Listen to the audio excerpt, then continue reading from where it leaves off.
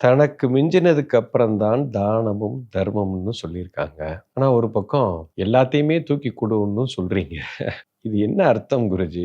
இது எனக்கு புரியலையே! எல்லாத்தையும் குடுத்துட்டு நான் பிச்சைக்காரனாக நிக்கணுமா? தனக்கு மிஞ்சினது தான் தானமும், தர்மம்ங்கிறது கிடையாது.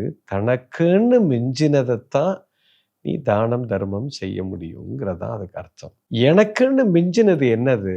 நம்ம செய்த பாவங்கள், நம்ம செய்த புண்ணியங்கள். பாவ புண்ணியத்த மட்டும் தாங்க நீங்க கொண்டே முடியும். இப்ப என் பேங்க்ல நான் சாகும்போது ரூ. 100,00,00,000 நான் விட்டுட்டு போனேன்னா, அது என் கூட வராது. ஆனா, அது இருக்கும்போதே அந்த ரூ. 100,00,00,000 வச்சு, நான் 100,00,00,000 மக்களுக்கு நான் ஏதோ ஒரு நல்லது செய்திருந்தேன்னு சொன்னா, அந்த புண்ணியத்த என்னால கொண்டு முடியும். நீ கொண்டு போறது அது மட்டும் தான். உன் கையில மிஞ்சப் போறது உன்னுடைய நல்வினை, தீவினை மட்டுமே. இதைத்தான் புரிந்து கொள்ள வேண்டும். எது என்னிடத்தில் இருக்குதோ, அத அப்படியே தூக்கி போடும்போது தான் எனக்கு அத்தனை நன்மையும் கிடைக்கும்.